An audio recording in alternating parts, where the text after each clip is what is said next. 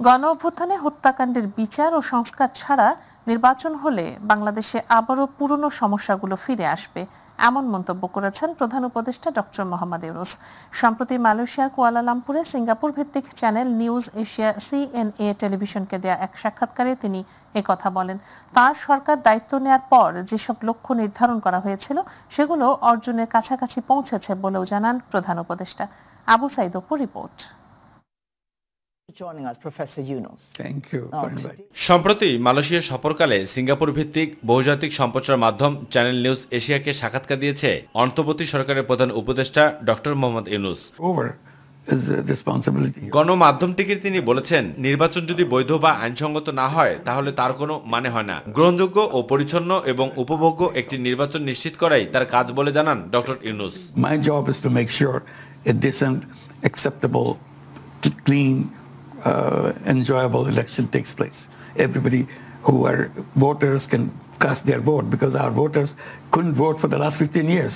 Doctor Yunus আরো বলেন, বাংলাদেশে তত্ত্বাবধায়ক সরকার আগামী ফেব্রুয়ারিতে একটি অবাধ ও সুষ্ঠু নির্বাচনের জন্য প্রয়োজনীয় শর্ত হিসেবে বিবেচিত ব্যাপক সংস্কার সম্পন্ন করার কাজ করছে। Our commitment was to make sure that we do the reform desired by the people during this uprising, commitment they have made to the nation during the uprising, put them into these three categories. The reform. ক্ষমতাচ্যুত প্রধানমন্ত্রী শেখ হাসিনা ভারতে আশ্রয় নেওয়ার বিষয়ে কথা বলেছেন প্রধান উপদেষ্টা। CNN বলছে, বাংলাদেশ শেখ হাসিনাকে ফেরত চাইলেও ভারত প্রত্যাবর্তনের অনুরোধে সাড়া দেয়নি। এর ফলে ঢাকা দিল্লি সম্পর্কের অবনতি হয়েছে। But definitely we have a good relationship. Pakistan, China also would like to have good relationship with India. Abu Saeed Apu, MyTV, Dhaka. BNP chairperson Begum Khaleda জিয়ার ৮১তম জন্মদিন উপলক্ষে প্রধান উপদেষ্টা ডক্টর মোহাম্মদ ইউনূস তাকে ফুলেল শুভেচ্ছা জানিয়েছেন। শুক্রবার বিকেল 4টায় রাজধানী গুলশানে বিএনপি চেয়ারপারসনের বাসভবন ফিরোজায় প্রধান উপদেষ্টার পক্ষ থেকে ফুলের তোড়া পৌঁছে দেন তার একান্ত সচিব সজীব M খায়রুল ইসলাম ও প্রধান উপদেষ্টার কার্যালয়ের পরিচালক মোহাম্মদ নাজমুল ইসলাম। ফুলের তোড়া গ্রহণ করেন বিএনপি চেয়ারপারসনের একান্ত সচিব ও সাবেক সচিব ABM আব্দুস সাত্তার। এ সময়ে শুভেচ্ছার জন্য প্রধান উপদেষ্টাকে ধন্যবাদ জানান বিএনপি চেয়ারপারসনের একান্ত সচিব। বিএনপি চেয়ারপারসন ও সাবেক প্রধানমন্ত্রী বেগম খালেদা জিয়ার জন্মদিন উপলক্ষে তাঁর দীর্ঘায়ু এবং সুস্থতা কামনায় রাজধানীর বিভিন্ন স্থানে দোয়া মাহফিল অনুষ্ঠিত হয়েছে। শুক্রবার বিকেলে গুলশান কার্যালয়ে মায়ের জন্মবার্ষিকী উপলক্ষে আয়োজিত দোয়া অনুষ্ঠানে যুক্তরাজ্য থেকে ভার্চুয়াল মাধ্যমে যোগ দেন খালেদা জিয়ার বড় ছেলে বিএনপির ভারপ্রাপ্ত চেয়ারম্যান তারেক রহমান। এছাড়া দলটির স্থায়ী কমিটি সহ বিভিন্ন স্তরের নেতারাও দোয়া মোনাজাতে অংশ নেন।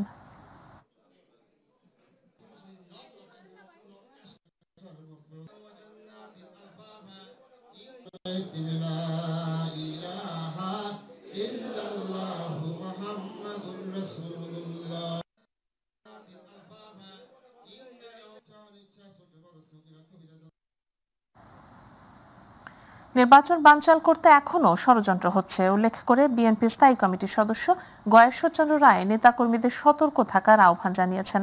দলের চেয়ারপারসন বেগম খালেদা জিয়ার জন্মদিন উপলক্ষে নয়াপল্টন কার্যালয়ে এক দোয়া মাহফিলে তিনি আহ্বান জানান। এ সময় দলের স্থায়ী কমিটির অপর দুই সদস্য মির্জা আব্বাস ও নজরুল ইসলাম খানও নির্বাচন সংস্কার, খালেদা জিয়া ও তার পরিবারের সদস্য এবং বিএনপির লাখ লাখ নেতাকর্মীর বিরুদ্ধে ফ্যাসিবাদী অপশাসনকালে নির্যাতনের বিচার দাবি করেন। আরো জানাচ্ছেন ইলিয়াস মাদবর। দলের চেয়ারপারসন বেগম খালেদা জিয়ার ৮১তম জন্মদিন উপলক্ষে রাজধানীর নয়াপল্টনে কেন্দ্রীয় কার্যালয়ের নিচে দোয়া মাহফিলের আয়োজন করে বিএনপি। দলীয় প্রধানের জন্মদিন উপলক্ষে আল্লাহর কাছে আরো দীর্ঘ জীবন কামনা করেন বিএনপির শীর্ষ নেতারা। বলেন, খালেদা জিয়া কারাগারে থাকাকালীন সময়ে তার সাথে যে অন্যায় অবিচার করা হয়েছে সেই ঘটনার সুষ্ঠু তদন্তের মাধ্যমে বিচার করতে হবে। বেগম খালেদা জিয়া একটা অত্যন্ত দুঃসময়ে বাংলাদেশের জনগণের পাশে দাঁড়িয়েছিলেন, বিএনপির হাল ধরেছিলেন। দেশনেত্রী বেগম খালেদা জিয়ার জেল জীবনে ওনার উপরে কতটুকু নিপীড়ন হয়েছে, কতটুকু অত্যাচার হয়েছে, কারা কারা এর সঙ্গে দায়ী, তাদের সকলের একটা বিচার করা উচিত বলে আমি বিশ্বাস করি এবং মনে করি। স্থায়ী কমিটির সদস্য গয়েশ্বরচন্দ্র রায় বলেন, অনেক রক্তপাত হলেও এখনো গণতন্ত্র হাতের নাগালের বাইরে। যত রক্ত ঝরুক, যত জীবনই যাক, এখনো গণতন্ত্র হাতের নাগালের বাইরে। এই নির্বাচন সম্পন্ন হওয়া ভোটের গণনা, ভোটের ফলাফল গণনার আগ মুহূর্ত পর্যন্ত জাতির কাছে একটা সংশয় আছে। দলটির স্থায়ী কমিটির সদস্য নজরুল ইসলাম খান বলেন, দুঃসময়ে বহু মানুষ দল ছেড়ে গেছে, কিন্তু দলের হাল ধরেছিলেন বেগম খালেদা জিয়া। রাজনীতির এক দুঃসময়ে জন্মলাভ করেছিল শহীদ জিয়ার হাত ধরে। সেই দলটা সামরিক স্বৈর শাসন ধ্বংস করার চেষ্টা করেছে। বহু মন্ত্রী, বহু এমপি, বহু নেতা দল ত্যাগ করেছে। দলের সেই দারুণ দুঃসময়ে দলের হাল ধরেছিলেন দেশনেত্রী বেগম খালেদা জিয়া। বেগম খালেদা জিয়ার জন্মদিন উপলক্ষে সারা দেশে দলীয় কার্যালয় ও মসজিদে দোয়া মাহফিলের আয়োজন করা হয়। তবে এ উপলক্ষে দলীয় নেতাকর্মীদের কেক না কাটার নির্দেশনা দেওয়া হয়েছে। ইলিয়াস মাতবর, মাই টিভি, ঢাকা। জাতীয় নির্বাচন 2026 সালের ফেব্রুয়ারি মাসেই অনুষ্ঠিত হবে জানিয়ে প্রধান উপদেষ্টা প্রেস সচিব শফিকুল আলম বলেছেন, নির্বাচনকে বিলম্বিত করার মতো কোনো শক্তি নেই। প্রধান উপদেষ্টার বলা অনুযায়ী নির্বাচন অনুষ্ঠিত হবে। শুক্রবার মাগুরার জুমার নামাজের পর শহীদ রাব্বি ও শহীদ আলামিনের কবর জিয়ারত শেষে সাংবাদিকদের তিনি এসব কথা বলেন। এরই মধ্যে নির্বাচনের সঙ্গে সংশ্লিষ্ট সব প্রতিষ্ঠানও নির্বাচন নিয়ে কাজ করতে শুরু করেছে জানিয়ে শফিকুল আলম বলেন, বর্ষার মৌসুম শেষ হলেই পাড়ায় পাড়ায়, মহল্লায় মহল্লায় নির্বাচনের হাওয়া লেগে যাবে। নির্বাচনের মহোৎসব সবাই দেখতে পাবে। সংস্কারের বিষয়ে প্রেস সচিব বলেন, সংস্কার কাজ দ্রুত এগিয়ে যাচ্ছে, যেটি দৃশ্যমানও। ফেব্রুয়ারিতে নির্বাচন হবে, এখানে কোনো শক্তি নাই এটাকে, এই নির্বাচনকে ডিলে করবে। এটা আমাদের চিফ অ্যাডভাইজার বলেছেন এবং আমাদের চিফ অ্যাডভাইজার বলার পরেই আপনারা দেখেছেন ইলেকশন কমিশনও বলেছেন। এটা আমাদের পুরো জাতি এটার জন্য প্রস্তুতি নিচ্ছে। আমাদের সরকারের যতগুলো অর্গান আছে ইলেকশনকে প্রিপারেশনে যারা কাজ করে, সবাই এটা নিয়ে এখন সবার পুরো দমে কাজ করছেন। সিলেট থেকে লুট হওয়া আনুমানিক 1 লাখ ঘনফুট পাথর এখন পর্যন্ত উদ্ধার করা হয়েছে, যদিও মোট 1.5 কোটি ঘনফুট পাথর লুট হয়েছে। এদিকে শুক্রবার কোম্পানীগঞ্জ উপজেলার ক্রাশার মিলগুলোতে অভিযান চালায় জেলা প্রশাসন। এ সময় সেখানে রাখা বড় পাথরগুলো উদ্ধার করে পরিমাপ করে প্রশাসন। জেলা প্রশাসন জানায়, অভিযানের সময় ক্রাশার মিলগুলোতে কাউকে পাওয়া যায়নি। এরই মধ্যে যেসব পাথর চূর্ণ করা হয়েছে তা বাজেয়াপ্ত করা হবে। সবশেষ বৃহস্পতিবার রাতে ঢাকা ডেমরা থেকে 40,000 ঘনফুট পাথর উদ্ধার করা হয়। এর আগে গত 2 দিনে সিলেট থেকে আরও আনুমানিক 60,000 ঘনফুট পাথর উদ্ধার করা হয়েছিল। পরিবেশ কর্মী ও স্থানীয় ব্যবসায়ীদের ভাষ্য মতে 1 বছরে সিলেট থেকে প্রায় 1,50,00,000 ঘনফুট পাথর লুট হয়েছে, যার আনুমানিক বাজার মূল্য 200 কোটি টাকারও বেশি।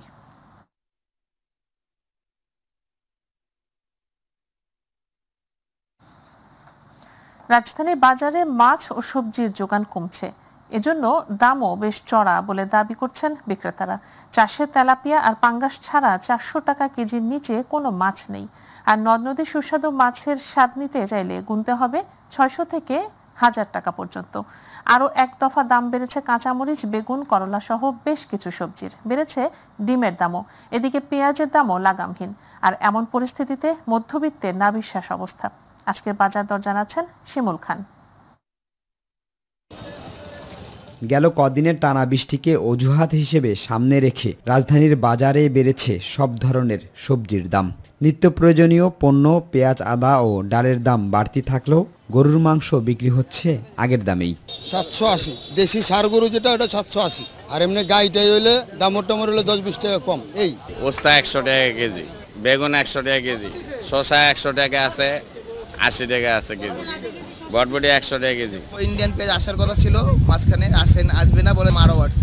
দাম এখন বেড়েছে, সেই ক্ষেত্রে এখন এভাবেই চলতেছে আর কি বাংলাদেশ। ভরা বর্ষা মৌসুমে সরবরাহ কম এমন কারণ দেখিয়ে বাজারে বেড়েছে সব ধরনের মাছের দামও। ক্রেতাদের ভিন্ন মত থাকলেও বিক্রেতাদের দাবি ইলিশের দাম কিছুটা কমেছে। এই মাছটা আমার কাছে চাচ্ছে যে 1200 টাকা কেজি।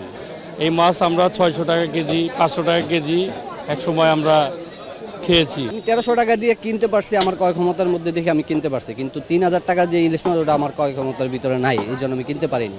পাঙ্গাস ছোট হলো 180, বড়রা 4 কেজি ওজন হলো 240। পাল্লা দিয়ে বেড়েছে ডিমের দাম। গত 15 দিনে 1 ডজন ডিমে 40 টাকা বৃদ্ধি পেয়েছে। খুচরা হালি বিক্রি করতেছে 48 টাকা, আর 1 ডজন যারা নিচ্ছে 144 টাকা আসে, রাখতেছি 140 টাকা। আগের তুলনায় 100 ডিমে 300 টাকা বৃদ্ধি। এদিকে সোনালী ও ব্রয়লার মুরগির দামও কিছুটা বেড়েছে। শিমুল খান, মাই টিভি, ঢাকা। দর্শক, এবার ছাত্র সংসদ নির্বাচন প্রসঙ্গ।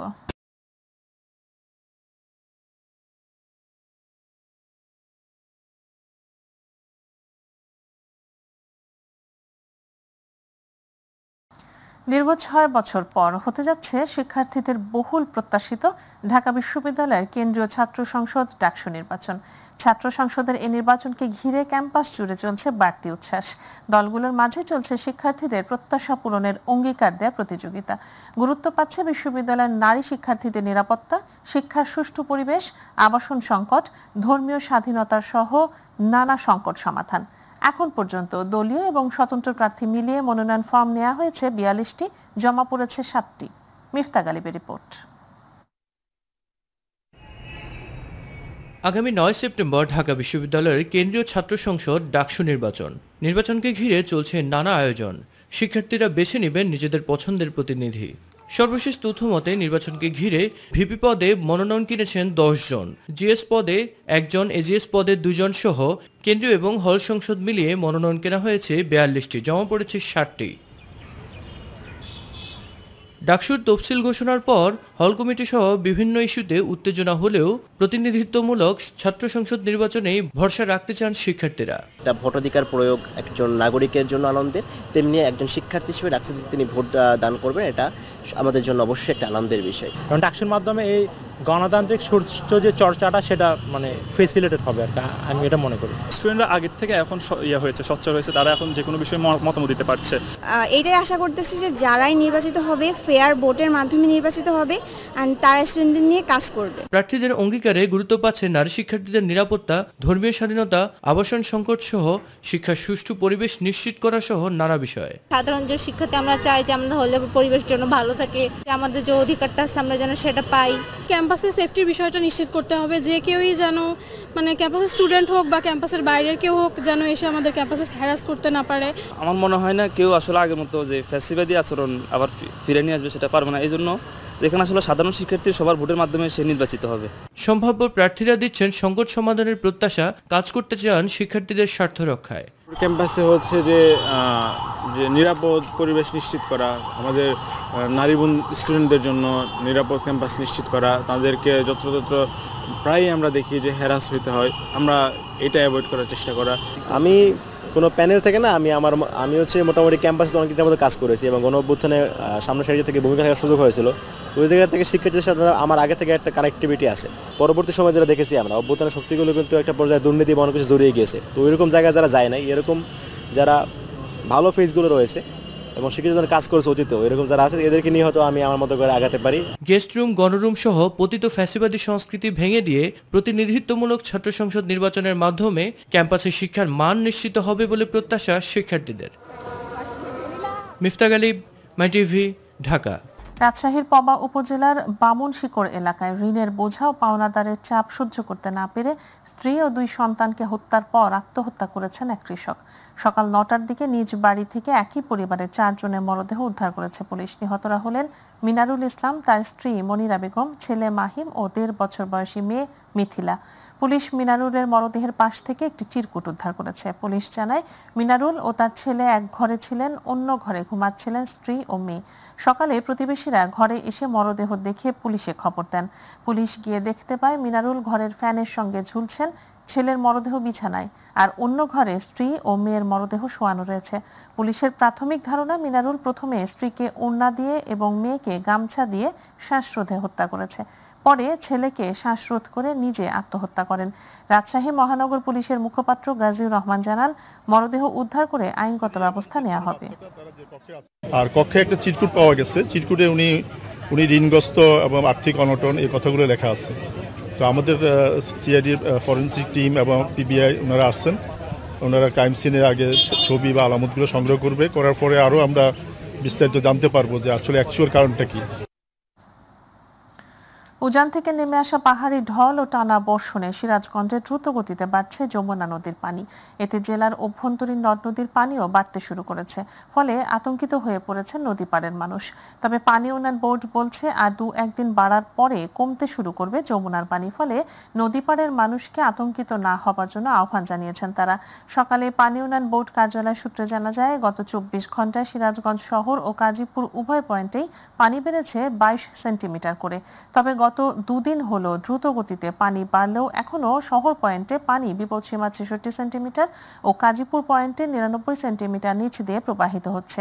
আর 2-1 দিন পানি বেড়ে বিপদসীমার কাছাকাছি বা অতিক্রম করলেও ভারী বন্যার কোনো আশঙ্কা নেই। বাংলাদেশ জামায়াতে ইসলামীর মহিলা বিভাগের সহকারী সেক্রেটারি জেনারেল ও সাবেক সংসদ সদস্য বেগম রোকেয়া আনসারের জানাজা অনুষ্ঠিত হয়েছে। শুক্রবার বাদ জুমা জাতীয় মসজিদ বায়তুল মোকাররমের মরহুমার জানাজায় অংশ নেন দলীয় নেতাকর্মী, পরিবারের সদস্য সহ সাধারণ মুসল্লিরা। জানাজায় ইমামতি করেন জামায়াতে ইসলামীর সহকারী সেক্রেটারি জেনারেল আব্দুল হালিম। বুধবার 74 বছর বয়সে বার্ধক্যজনিত কারণে শেষ নিঃশ্বাস ত্যাগ করেন তিনি। তার স্বামী মরহুম শেখ আনসার আলী ছিলেন জামায়াত ইসলামের কেন্দ্রীয় কর্মপরিষদ সদস্য। জানাজায় আরও উপস্থিত ছিলেন জামায়াতের সহকারী সেক্রেটারি অ্যাডভোকেট মোয়াজ্জেম হোসেন আল হেলাল, মহানগর দক্ষিণের secretary doctor Shafiqul Islam Masud, doctor Helal Uddin সহ অন্যান্য নেতৃবৃন্দ।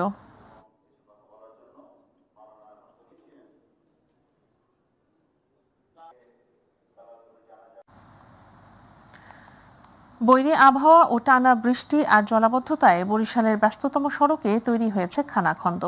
একে তো 2 লেনের সরু ঢাকা বরিশাল মহাসড়ক, তার উপর নিষিদ্ধ 3 হুইলারের জটলা। মরার উপর খাড়ার ঘা হিসেবে যোগ হয়েছে খানাখন্দ, ফলে বাড়ছে দুর্ঘটনা, ক্ষতিগ্রস্ত হচ্ছে যানবাহন আর দীর্ঘ হচ্ছে মৃত্যুর মিছিল। তাই এই মহাসড়ককে 6 লেনের দাবিতে রাজপথে বরিশালবাসী। পারভেজ রাসেলের রিপোর্টে বিস্তারিত। ঢাকা মাওয়া ভাঙা এক্সপ্রেসওয়ে হয়ে পদ্মা সেতুতে নিরবিচ্ছিন্ন সড়কে সংযুক্ত 21টি জেলা। সড়ক পথের আমূল পরিবর্তনে যোগাযোগে উন্মোচন হয়েছে নতুন দিগন্ত, কিন্তু এক্সপ্রেসওয়ে থেকে যানবাহনগুলো আঞ্চলিক মহাসড়কে নামতেই যেন হোঁচট খাচ্ছে প্রতিনিয়ত। বর্তমানে ঢাকা বরিশাল কুয়াকাটার মহাসড়কটি পরিণত হয়েছে মৃত্যুপুরীতে। বরিশাল ইসলাদি, জয়শ্রী, গৌরনদী, ভোরঘাটা থেকে মাদারীপুর হয়ে ভাঙা পর্যন্ত সড়কের মাঝে বড় গর্ত।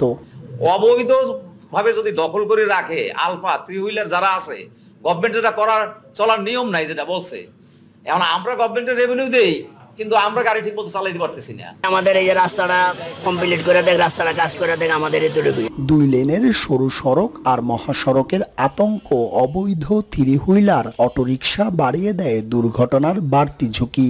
বেশ কিছু রোড অ্যাক্সিডেন্ট হয়েছে এই বর্ষার মধ্যে, যে গাড়ি নামে গেছে রাস্তার বাইরে। দীর্ঘ 97 কিলোমিটার সড়কই যেন চালক এবং যাত্রীদের জন্য এক আতঙ্ক। যে খারাপ অবস্থা, তাতে আমরা সাধারণ জনগণ বা সাধারণ যাত্রীরা চলাফেরায় খুব কষ্ট হচ্ছে। পদ্মা সেতু হওয়ার পর থেকে আর কোনো রাস্তার সংস্কার হয়নি। ভাঙা সড়ক মেরামত আর 6 লেনের নতুন মহাসড়কের দাবি তুলছেন এই রাজনীতিবিদ। 6 লেন কুয়াকাটা পর্যন্ত সড়ক, এইটার ব্যাপারে বরিশাল বিভাগীয় মিটিংয়ে, সমিতির মিটিংয়ে আলোচনা হয়েছে, জেলা মিটিংয়ে আলোচনা হয়েছে। এগুলোকে এই বিভাগীয় উন্নয়ন পরিষদের সাথে সমন্বয় করতে হবে। বর্ষা মৌসুমে বিটুমিন দেয়া যাচ্ছে না, তবে জনগণের ভোগান্তি লাঘবে কাজ করা হচ্ছে বলছে সড়ক বিভাগ। সাময়িকভাবে আমরা এখানে ব্যাস বালু ফেলিয়ে, ইট ফেলিয়ে যান চলাচল স্বাভাবিক রাখার চেষ্টা করতেছি। ইনশাআল্লাহ যদি বর্ষাকালটা শেষ হয়ে গেলে আমরা এখানে পার্মানেন্ট ট্রিটমেন্টে যাব। একদিকে 2 লেনের সড়ক, তার উপরে খানাখন্দে ভরা, এতে নষ্ট হচ্ছে পরিবহন, ঘটছে দুর্ঘটনা আর বাড়ছে মৃত্যুর মিছিল। তাই সড়ক বিভাগ দ্রুত নিবে এর ব্যবস্থা, এ প্রত্যাশাই সবার। পারভেজ রাসেল, মাই টিভি, বরিশাল।